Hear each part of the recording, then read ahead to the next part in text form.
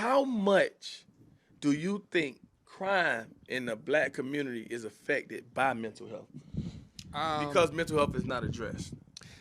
I think it's affected a lot, but it's a little bit deeper than.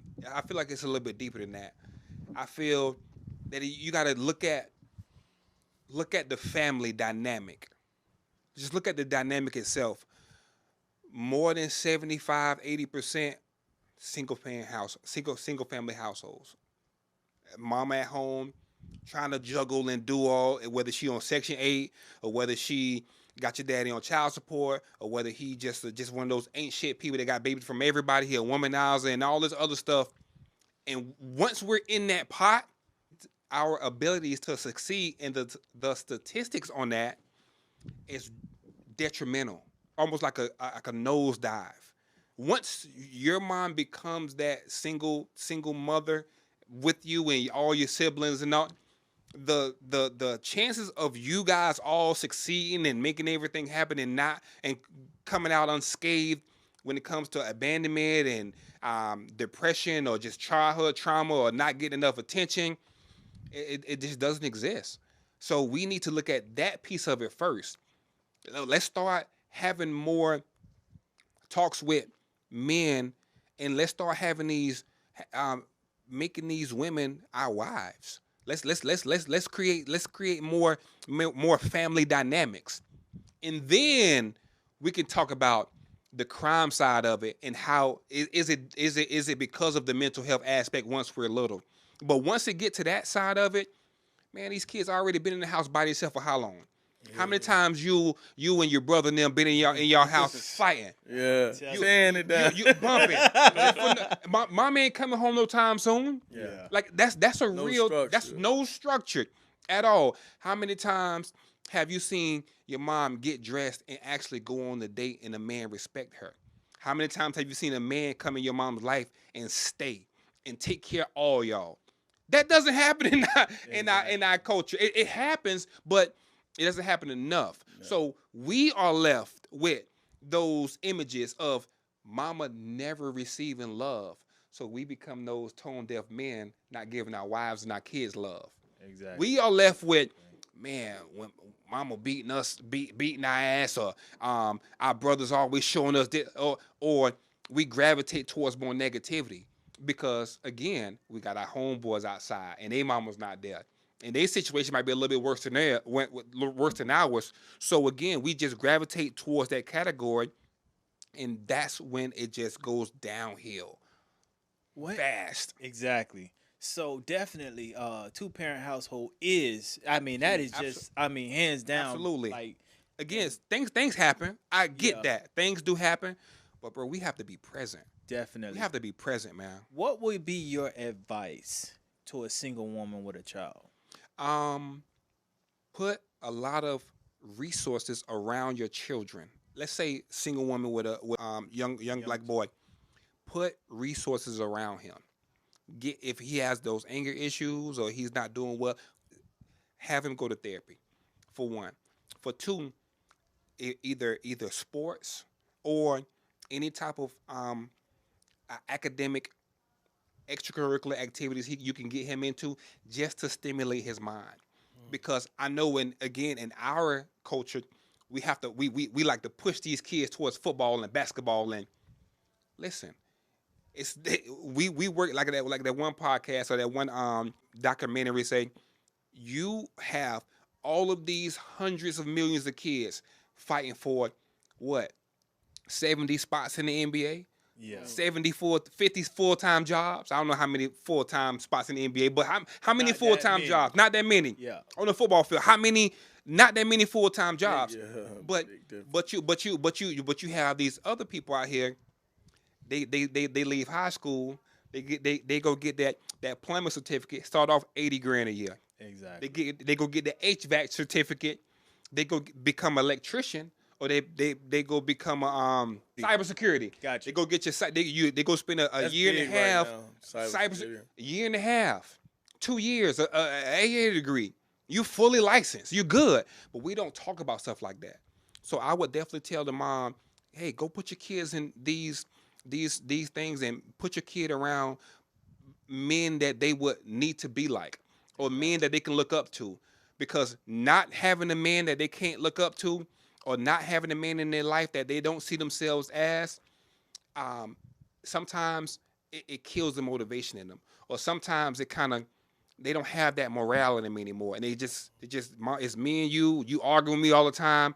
Now my emotions are all over the place, and that falls into what we talked about before. Our emotional management is damaged. Okay, exactly. And one thing I would want to just also add, that people look for that one big payday. Yes. Stop looking for that one big $1 million day payday. Work Because hard. trust me, like that $1 million you can get in one day, that it'll be gone in less than 10 years. Yep. Try getting that 100,000 every year and get that for the rest of your life. Yep. Spread it out. Yep. Exactly. Yeah. So let me pivot a little bit. Me and bro, we did a significant amount of time incarcerated. Yes, sir. And me and him talked about this. Man, bro, I done seen the most scariest dude on the compound. Like, got everybody scared of him, right? But say he done went to prison when he's 16, he coming home, he in his 30s, right? Or late 20s, early 30s. And he can vouch for it. Tell me if I'm wrong. That killer, he turned into a mouse his last year in prison. As that release date started getting closer and closer, you see him walking around like this to him walking around like, hey, bro, so start asking you questions about, and you be like, hey, where he start getting this? It's a fear of coming home. How can we get someone like that? All he know is aggression. Okay, let me give you another prime example. A couple years ago, me and my ex, we was just laying in the bed and the news came on. It was this guy just did 18 years in prison. He wasn't home 2 months. Walked right in the bank, gave him a note, took the money, and had a taxi waiting up the street, right? So my girl was like, man, he's stupid. I said, he not stupid. He checked in. Exactly. We call that checking in. Yeah. He came home, he couldn't cope without here from doing all that time. So what he did, he just did something to check in. How can we prevent that? Like, those kind of people. It's hard to, you have to put that person, you have to make sure they're in, we have the proper resources around them and the proper love around them, because you have to understand, before you even get into that being institutionalized or getting into the institution, it's a moment in your life to where you stop growing up. It's a moment in your life, especially in our neighborhood, we stop receiving hugs and we stop receiving love, or we never got that chastising by a real man. So that piece of us never grew up. Never.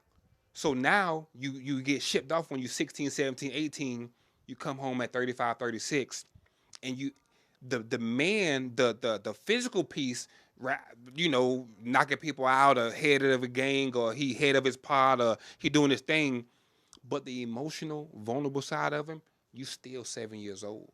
You still you still 6 years old. You still the same age your last time your mama gave you a hug, for real. You still the same age your daddy left when you was 5 years old. You still that same age. You haven't grown in that capacity at all whatsoever. So when it's time to come home and stand on your own as a man, you don't know how to. And it gets scary. And you get vulnerable. And you don't like being vulnerable. And we do things when we get vulnerable. And we don't want men to see us vulnerable. So what we do is we do compulsive things like go rob the bank, just to go right back where we are, to where we're comfortable. We can be who we supposed to be in that arena. But out here in real life, when people looking at you to get a job, and people looking at you to pay bills and be a man and take care of responsibility and learn how to manage it, they don't know how to do that. And it's foreign to them. So being able to have that guy come out and get him connected to resources immediately, because one of the statistics I looked up over the past week is there is 79% of convicted felons, what do you call it? recidivism. Yeah. Go back to prison. Yeah. And get convicted again. 79. If you had 79% odds of winning the lottery, would you do it? Oh yeah. Man, Yeah. it's like, so again, and that's the ones within the first 5 years. Not talking about the other percentage that just they don't get that proper help that they really need. They just, again, they don't go back, but it's not like their quality of life is any better. Exactly. So we just need that resource around those men to tap in. We have to get them tapping in. And that's the most important thing, because the life ain't like it was 5 years ago, let alone 30 years ago. Yeah, they lost. 30 years They ago, we coming didn't home have lost. cell phones. Yeah. We didn't have social media. Now they see all these dudes or these people balling on social, and they looking at these people highlight. They can't handle that. Yeah. They don't know how to cope with that. And now you have people judging you. You have women judging you. They don't want to be around you. Homeboys judging you. Bro, man, I'm good, man. You ain't got nothing going on. What do you do? Exactly. And you only get a small window. Like when you come home, It's a small window. people want to see, like you got a few people like us to be like, we sit down and be like, hey, yo, bruh showing, he's showing initiative, man. Let's get behind him and help him. Yeah. But that's very few. You got a lot of dudes come out here, man. You ain't showing no progress. You be like, man, listen, man. Yeah, Rock with your first week out. What's up, bro? Yeah. The first time y'all go to the club is on them. Yeah. But they circle back around next month, and you still got on. Coach B, I'm telling you this, and I mean this, bro. Mm-hmm. You need, and we're going to tap in once we get off camera. Yes. I think you need to go inside the prisons, bro. I think that you going inside the prison, I know you got a busy schedule, but I think you going back inside the prisons and talking to inmates that's getting ready to come home, man, you give me confidence sitting here as I'm talking. I'm telling you, you're going to be able to touch those guys, man. Mm-hmm. And I went a couple years ago, my brother just did almost 10 years in prison. He was recently released, but he had got his high school diploma when he was in there. And I went to his graduation. Mm-hmm. And then I'm sitting in there, and as all these inmates, they're walking across, I'm just in my feelings, bro. I'm so emotional because to them, all the family members and everybody that came to, they just saying, okay, they accomplished something. But to me, I got my GED in prison. Mm-hmm. I cried. When my results came back, I cried. You know why I cried? That was the first accomplishment I have ever had in my life. Yep. So when I'm seeing these brothers getting their GED, I'm like, and I see it in their eyes, they got so much hope for when they come home, like, I got this taken care of. Brothers like that need to be talking to brothers like you. Yep. Brothers like that need that full support because they're trying in there. Mm-hmm. Because it's going to be a lot of closed doors. It's going to be a lot of shut doors to them when they come out here, bro. A lot of them. And most of them are going to come at the hands of their own people, their own family, their own family members. Like, we ain't even got into that. Most of this stuff is at the hands of your family members. For real. Like, your family members or your loved ones, it's sometimes it's the person that don't know you from a can of paint, give you the most life, give you the most love, or drop the most jewels on you, or give you the most support.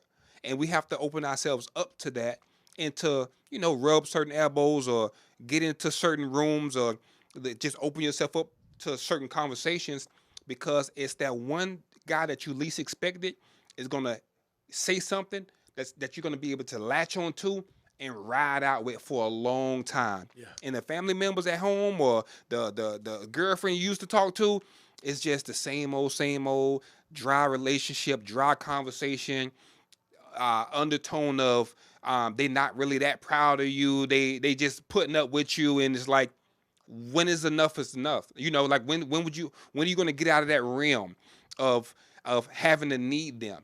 And they understand, those family members understand it, that you need them. But once you come home, man, if they don't have those resources around you, and they expect you to do certain things, when did you learn to do this stuff? Like, you can't do nothing. When did I learn to fill out a resume? Like, people, we're not teaching any of these guys this stuff. So if they don't come home with it, it's like they're dead in the water, which is why I want to, of course, get in front of those people and to get in front of more people because we need to. I want to be preventative before you even get incarcerated. But if that's your route, I'll meet you where you are.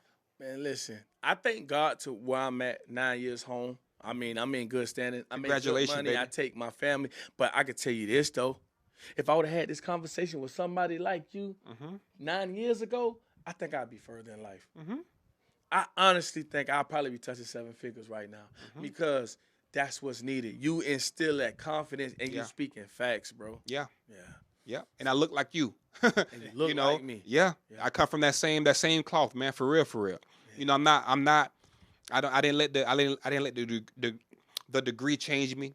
I try to, of course, clean up the way I talk. Try to articulate myself a little bit better. But I'm cut from that cloth for real.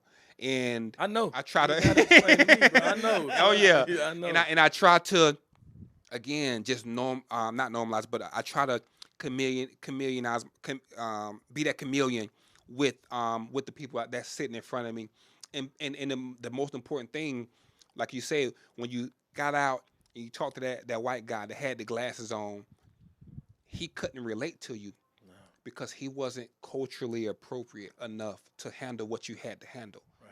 And he knew that, and there's nothing he could have said that would have made you switch like a light switch. Nothing he would have said at all. Yeah. So being how I am now, I have to make sure that I'm culturally appropriate for the person that's sitting across from me. Whether they just got out, whether they have 9 different baby mamas, whether they have anger management issues, whether they're abusive person, whether they are just a lazy or unmotivated person, or whether they're the NFL. I talk to a lot of NFL athletes as well. Whether they're the athlete that's having marital issues or they're having psychological issues, not being able to get back on the field because of that injury, that nagging injury. So I meet you where you are, and I'm culturally appropriate enough to help you throughout that process and help you move the needle. It's all about moving the needle. Be cooking, man. That's what it's about, man. And that's what I do. I'm gonna do that every single time I come in contact with somebody. That's my job, man. And that's super important. So, are you seeing a uptick with our culture seeking therapy, or are we still the same people like don't talk about it? Just it's an uptick. It's an uptick. It's more of what you have the Charlemagne the guys talking about mental health therapy a little bit more. It's more. I would say it's a little bit more commercialized a little bit, but it's not. It's still not a lot of people actually going and getting the work done. I have seen an uptick in just my social media, either followers or people reaching out for therapy, because it's like, bro, I've been looking for a therapist for like you for the past 5 years. I just fired my therapist just so I can talk to you. Or listen, I've been searching for a therapist. I just moved to Florida, and I was following you when I was in Atlanta, and I'm coming, and I want you to be my. So I've been seeing the uptick in from that standpoint. But as far as just in the community, it's still not talked about a lot. It's still kind of foreign territory for people in our community, and that's again what I want to change. I just want to change the narrative. Like, listen, we need to go to therapy if we want to be better. Now, you can do what you're doing. You can probably get by, and if it works for you, cool. But to become that better person and to have someone that's not going to make you feel stupid, dumb, or crazy, but that's going to hold that safe, comfortable space for you, you need to be able to spar with that therapist so you can add more tools to your bag so you can just be ready for life. I hear a lot more talks about it. Like I'm surprised sometimes I be talking to people and the subject will come up. It never used to come up, so it's coming up. So I feel like it's gradually, growing, but like he say, still not at the pace it should be. The people are just not taking the initiative and holding themselves accountable and saying, bro, I'm about to start going to therapy. Because if you think about it, I know people that's going through stress. I know people that deal with anxiety. I know people that deal with just them being unmotivated. Exactly. We think they just unmotivated, they sleep all day, they're lazy. No, they're depressed. but you don't look at it like that. You just kind of no, that person's depressed. Now Exactly. what they're depressed about, let's talk about it. But and that's the thing that we need to just start go let's go. And so you can tell other people about your journey or about your experience, because it's not enough good experiences with therapists to where people can talk about it, to allow other people to say, damn, you had that type of experience? I'm gonna try it out. Who you went to? Yeah. And they'll do it. Yeah. Or you went to that restaurant. That's how restaurants that don't advertise. You went. What they sell? Okay, that was good, bro. I'm gonna go. Matter of fact, I'm going this weekend. Yeah, but you gotta understand too. A lot of people ain't just open to talk about. I mean, to admit they had problems. Because to tell somebody you going to therapy is to admit you have problems. And a lot of people, man, they like to live this. That's why I say it don't necessarily have to be a problem. If you have problems, I can help you. Gotcha. If you have concerns, I can help you. Gotcha. If you have issues, I can help you. If you have questions, I can help you. Problems, issues, concerns, or questions, I got you. Gotcha. Anything falls in under that realm, you don't have to have a problem. You could just have, hey, Coach B, me and my girl just had a baby. I don't know if I want to do this marriage thing. Okay. She want to. Gotcha. I need help. Okay, hey, why you don't want to get married? Man, my mama went married, and I didn't see marriage as something that's positive. And every marriage I've seen, it failed. So I'm okay. Let's walk down that timeline and see where that comes from. Oh, you got abandonment issues. Oh, you got childhood trauma that you're still trying to process. Oh, you feel some type of way about your relationships, what your mama had when you was younger, because they wasn't beneficial to you and they wasn't helpful at all. And that made you feel some type of way, and you're kind of scared to become a father, or you're kind of scared to become a husband because you feel like you may fail. That's a real thing. And when we start looking at it from that standpoint, it's like, now, do you need to come to therapy? Absolutely, because I can help you with that. But that doesn't necessarily mean that you have a problem, because it started off with, I don't know if I should get married. Because I know how to get there. I know how to walk you down and go get it from where it started from. Because it's all about reframing the way you learn, reframing your full thought process, and learning it a different way. That's what it's all about. And I know how to get you there because, again, that's my job. But you come with a question. You come with a concern. You come with a problem. You come with an issue. I can do the rest. Last night we spoke, right? And I ain't gonna lie, you struck a nerve. You struck a couple nerves. But you had brought up, you was saying, and you just brought it up again too, when you were saying that about the reasons why a lot of men don't have empathy, right? Like, I'm working on that. I'm just going to be honest. Me personally, I'm not going to say I'm asking for a friend. I'm asking for myself, you know. But my issue is this. Me and bruh, I met this dude in prison, right? I've been home. December gonna make 9 years. Bruh just hit, 10 years home, right? Congratulations, man. Yeah, he hit 10 years. And I see where me and this brother came from. You get what I'm saying? Yeah. We coming home to, bro, we struggling talking about this. Like, hey, bro, we gonna do this, do that. Now, I'm not gonna lie. He was more of a bigger motivation than me, because he was like kind of that big brother / no, bro, do this, do that. He was on my tail. But I say that to say this. Yes, sir. In a little time, we make well over 200,000 a year. And I'm not saying that, I'm not being braggadocious at all, right? But I'm saying that to say where it come in, where I lack empathy is. For the record, he make that. Whatever. Listen, I say that. No, I say that. Why I say I lack empathy at, because I don't understand why this man ain't where he should be at in life. And I gotta really work on that, because I be like, man, I don't want to hear about no excuses. Well, I know what I went through to get to where I'm at right now. Why should I feel sympathy or empathy for somebody that done been free their whole entire adult life? You know? And, I mean, I guess that was my way of kind of justifying it, but I'm to a point now, that's wrong. Yeah. That's wrong to think like that. To a certain extent, yeah. You can feel that way, But it depends on how you treat that person or how Oh you. no, I never belittle a person. I never disrespect a person. But I'm not gonna put my time. Okay, we got this thing we talk about, and we say it all the time. You got people that want it, and then you got people that like the idea of it. Yep. The people that want it, that work ethic is gonna show. Yes. Work ethic speaks louder than words. Yes. We say this all the time. If you not showing me you gonna put that work in, I mentally check out from you. And I'm probably finna put my money, my resources, my time behind you because I love helping us.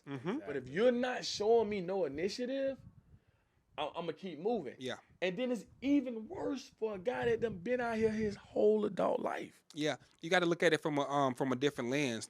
Maybe they haven't had a you in their life, for one. Maybe that they just never had that motivational piece of it in their life, like in their whole entire life. Some people just kind of skate through life, and now they 20 plus or 30 plus, never had any major trials or tribulations at all whatsoever, and they never seen that hungry person that just being able to go out there and get it, and now they're looking at it like, bro, like I've been out my whole life. I don't know how to really go out here. I don't even know how to be that alpha person because I never seen that alpha person. I never been around that go-getter, head down mentality like I'm finna go out here and make it happen. And they just don't know. And those people can be molded to being either a better person in that arena or whatever genre you guys are talking about. They can be molded. It's the ones that can't be molded. It's the ones that don't want to listen. It's the ones that just they're lazy and they just have no work ethic and they have excuse for everything and they know it all, and That rubbed me the wrong way. those the ones it's gonna rub you the wrong way every single time. And those are the ones you can't worry about. Only worry about the ones that's giving you that time, effort, and attention, and that want to learn. Everybody don't have to go to prison to come out and be like, oh yeah, not ready. No, it don't work like that. No. But for the ones that's been out, and maybe it's something that you said, and maybe they 30 years old, a couple, 28, 20, whatever. Maybe it you struck a nerve in them. It's like, okay, I see ED doing it. I need to change the way I'm thinking. He rubbed me a different way to where I need to turn it up a little bit because I never had big bro like that in my life. I never seen him before in my life. He never came in contact with me. Now that he's in contact with me, I see what his expectations that he have of me, and I need to exceed those expectations. And that's what some people never have expectations for those type of people, man. And to where they just kind of skate through life and just do nothing with their life. It's just like a waste of time, So having if you meet that person, have the expectation for that person, man, to where they can kind of grow a little bit in that arena. Gotcha. Because again, man, we need all the help we can get with us, man. We need it. Definitely. We need it. And I'm focused on that, man. I say this, bro. Talk to me. My first quarter, a century on this earth, bro.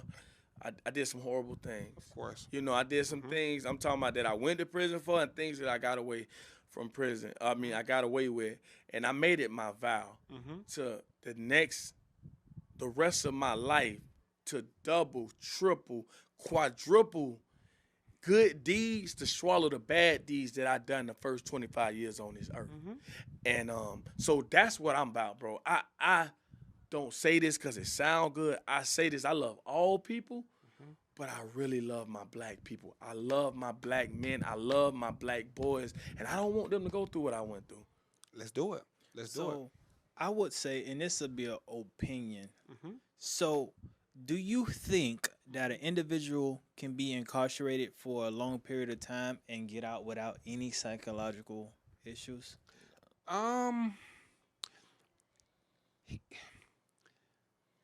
When you say psychological, the issues part is the piece of it that I'm kind of like, maybe he don't have any issues, but completely sound intact. Like he needs to be trained. He needs to be retrained and reprogrammed.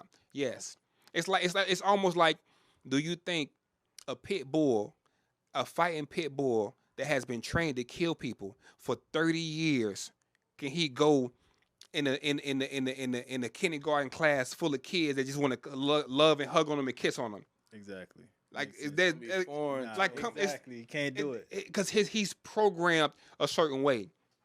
Not that he's a bad dog.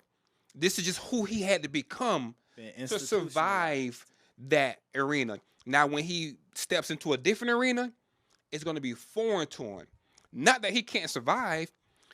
We just need to wrap our arms around him and just reprogram a little bit with love, with unconditional love, respect, support, and admiration. When we wrap our arms around him, we show him a different light. And I don't have to be that. I don't have to be paranoid. I don't have to sit in the restaurant and have my back to the wall while I'm looking at you know those dudes. Yeah. I was one of them. That's Trust a me. because you got PTSD. You know, like you real deal. You can't do it. You can't even function the right way. You know, because again, you've been folding your clothes and cleaning the floor and whatever for the past 20, 30 years like this. Yeah. More time you've been in there than you've been on this earth. So it's going to be hard for them, but it's doable. If they have the work ethic and they want to get better, and if we see that person and we see them wanting to get better, we have to put that time and those resources around that person. And if you tap in and say, hey, Brush, man, let's do it. Where he at? Let's talk to him. Put him on the phone. Let me send you a link to where I'm about to do a therapy session with him right now. Yeah. Today. Yeah. On me. Put him on. Let's do it. Yeah. Because I own the platform. I can do whatever I wanted, especially if it's helping one of us out. And if you guys are bringing him to, y'all already co-signed him. Let's do it. He good with y'all. He good with me. Let's do it. And that's what we have to do. I say no. I don't think somebody can come out with no, like he say, they gonna have PTSD, bro. But that's not even just with incarceration, bro. I know people that's messed up from the military, but I say no because, bro, we are stripped of everything when we go in there. Out the gate, when you get off that bus in OCI, you gotta get naked. You gotta spread your cheeks. I don't see how anybody can walk out them gates perfectly fine. Yeah, keep your sanity at the I promise you, it's hard. Therapy is needed. It's needed. That's the biggest reason I pushed and pushed for Coach B to be like, we got some contradicting schedules, but I say, bro, we gotta have you on here. Yeah. There's no way, nobody, even you, bro, even you and me, we didn't walk out them gates, bro, perfectly sound. Yeah. No, now we overcame it, but imagine if we would have had somebody like him. But the thing about it is, the thing about it is you done sat here and articulated things we knew, but we couldn't articulate it. Yeah.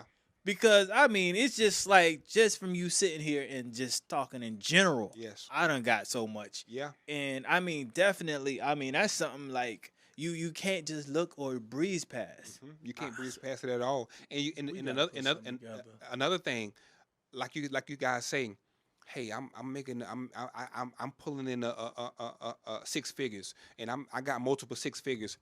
That's all said and well, and that's fantastic because most of us don't get to be in that realm. So I congratulate that 100%. Yeah. But there's so many different cups you need to be filled outside of the financial. What about that vulnerability cup? Yeah. What about that cup that you need to show towards your kids? Oh, Coach B cooking. What about that cup you need to show towards that significant other? Yeah. What about that cup you still got grudges from people before you went to prison? Yeah. What about that cup? What about it's so many different cups and categories that we can tap into, and financial and just working is one of the cups. It's just very, very important, but sometimes it's what we hang our hat on because that's what our culture hangs their hat on. It's so many cups that we need to hang our hat on that's more or equally or more important than that financial piece. Because some of it's more. I promise you. How old your child is, ED? My got a son that's 15 and I got a daughter that's 10 months. Do your daughter care about how much money you make? No. Period. No. Period. That's real. Like I'm talking about if you make $1 a year or $1 million a year, right now she's gonna see you as the same exact person. She just wants you to come through that door, and when she hear that voice, that face change. That body language changes when you come through that door. It's a different ball game. So let's fill those cups up, because we can't fill those up with the financial piece or with the the other piece is we have to be able to again be more well rounded, so we can just each one teach one. We can teach the next man, but we have to be 100% secure in how we are and who we are first before we can um, really show someone how to get to the other side of that tunnel. Because I promise you, Ed, I'm on the other side of the tunnel, and I'm like, bro, it feel good over here. Feel Yeah. good, It bro. feel good over here, I man. mean, I must like I have like because I would say I'm pretty good like Ed, trying to be like Ed. I'm pretty well off, but at the same time I don't feel good. Like I don't know because I go back to because I was a huge fan of the lawyer what's his name? He passed away, Johnny Cochran, and I think he quoted Martin Luther King, or it was his quote that says, "Injustice anywhere is injustice everywhere." And I just feel as though, like, sometimes, I mean, making a significant amount of money is good, but I feel bad because it's like a lot of people don't got it. Nope. A lot of people don't got it. And it's like, okay, yeah, I got it, but I can't really enjoy it because I'm always thinking about a lot of people that don't have the opportunities that I got to, and honestly, it makes me feel a certain way, to the point where it's like, dang, you can't even enjoy, your life completely because you looking at And I every. and I would if I was to have a conversation with you, I would walk down that timeline and see where that feeling comes from. I would get to the bottom of that feeling because that feeling's coming from somewhere. It's coming from somewhere, and it's gonna linger there because I know for a fact you sit in your house or wherever you stay and you think about that all the time. You look at the ceiling. Sometimes you eat breakfast. Sometimes you can't eat. Sometimes when you're working, you think about that. Yeah. And it goes in your mind over and over and over again. But the crazy thing is, you can't answer that question because you have the question. I can answer that question for you. Mm. You have to come sit on that couch. And we walk down that timeline because it's a real question that has to be answered for you to stop asking yourself that, for you to stop feeling that. You have to stop, not that you have to stop feeling that, but it's one of those feelings that maybe it's attached to something else. You don't know because you don't even know why you even feeling this way. Exactly. So that's another. I do it all, man. I allow you to again enough space to where you can share enough, and I can pick up on something, and we go down that timeline and we make it happen, man. Also, too, me personally, I've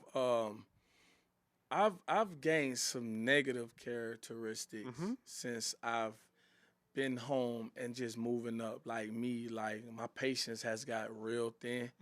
And I like if I don't get the right customer service at a certain place, I get angry, I get mad, and I have to sit there. I wasn't never like this. Where this come from? Like, I don't know about that because I had that same issue. It's like because it's like I'm spending my money. I want good service. Yeah, but at the same Like- time, when you first came home and you was I wasn't struggling, bro, eating at you places ain't. I was but- eating.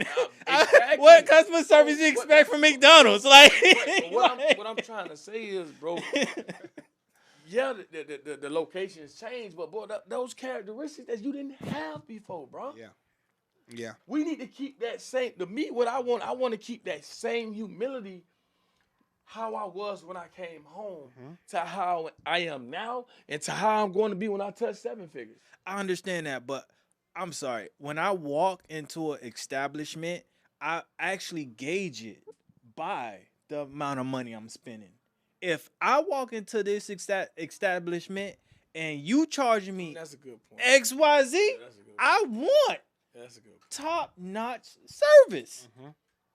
I ain't finna pinpoint and tick and none of that, but I mean, like, you walk into a restaurant and they just walk right past you, look at you, But keep you have, going. You, It's you like, have every right to whoa. get up out of there. Like Yeah. again, you in control. Like you know what? This is not like a. on the steering wheel. I'm Oh. yeah. You in control. Yeah, no, definitely. on the steering No, I ain't wheel. gonna lie. The last situation that happened, I ain't leave a tip.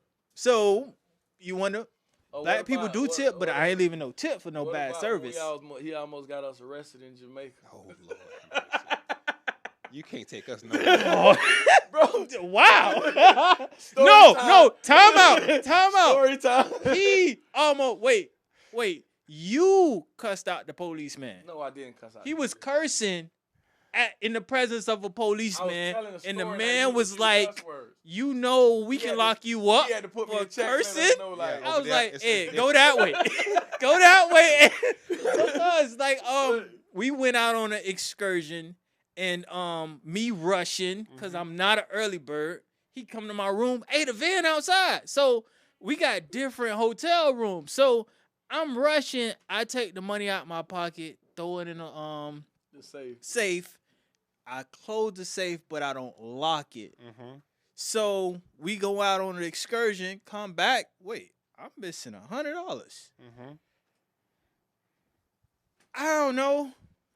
I still can't say that somebody stole the money or somebody. I just Them feel rum as runners, though man. listen, man. I rum don't know. runners.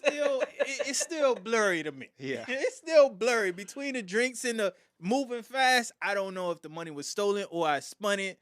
But yeah, it was a real issue. And I got put in check real quick. The officer said, "Hey, it's But not think America." yeah. This But is the thing not about America. it took. First of all, they didn't want me to call the police. Then they tried to make me sign a documentation on just say it was okay and it never happened. I'm like, no, I'm not finna sign that. And then the police took what 8-9 hours to come. Ooh. Nah. Yeah, so I mean, I was hot. He was hot for me, and it's like it was just all No. you know. I was not hot for him. I was hot because the whole ordeal, and I knew in the back of my mind he didn't lose his money. Like that's what I was hot about. I'm like, Ruling is bro, still out. But when he mad, you can't really like. I'd be like, you gotta kind of like cut him, like, hey, bro, you might want to count your money. Oh, I'm like, bro, count your money again. So that's what it was. I wasn't mad at the situation. I was kind of mad that we was wasting our time. It took police 8 hours. We could have been out here. At the time, I was single. He was Enjoying single. ourselves. Nothing but beautiful, dark-skinned sisters. Situations out there. Yeah. Hey, listen. Say less. But listen, man, bro, we got to do something, man. I really want to put this panel together, man. Let's do it. Yeah. Oh, I'm sorry. I really want to put this panel together, man. And brothers like you and what you bring to the table, man. Touchdown. So last time, man, give everybody your how they can Again, reach you. Instagram and TikTok, one word, touchdown therapy. All one word, touchdown therapy. Comment, like, subscribe, share my content. If you know someone that need therapy, or if you need therapy for your child, if you're a professional athlete, or if you need marriage counseling, or if you need individual therapy, women, children, men, go to touchdowntherapy.com, fill out an inquiry at the bottom of that page, put your name, email, phone number, and what city and state you're in, and leave me a comment at the bottom. So whenever I do give you a call, we'll talk about any problems, issues, or concerns that you listed or that you want to talk about, and I'll get you on my schedule to do an intake, and we'll go from there. Yes, sir. Y'all tap in, Coach B. Awesome. Yes, sir. Yes, sir. Awesome. It's love, man. episode Love. Six Figure Felon Podcast. Yes, and I'm going sir. to leave you with this. Good vibes, baby. Find your purpose. Refine your purpose. And lost my train of thought. My editors gonna do it. Oh, man. Oh, man. Once again. Oh, man. Awesome. man. Awesome. Love, man. Awesome. Love, we love, in town to tomorrow evening, man. I don't know what you got going on. Probably go get to the hotel. Before we go to the hotel, go have a...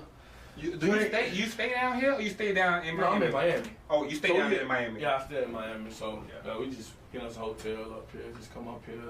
Okay. But definitely, what time it is? We could definitely have some dinner or something.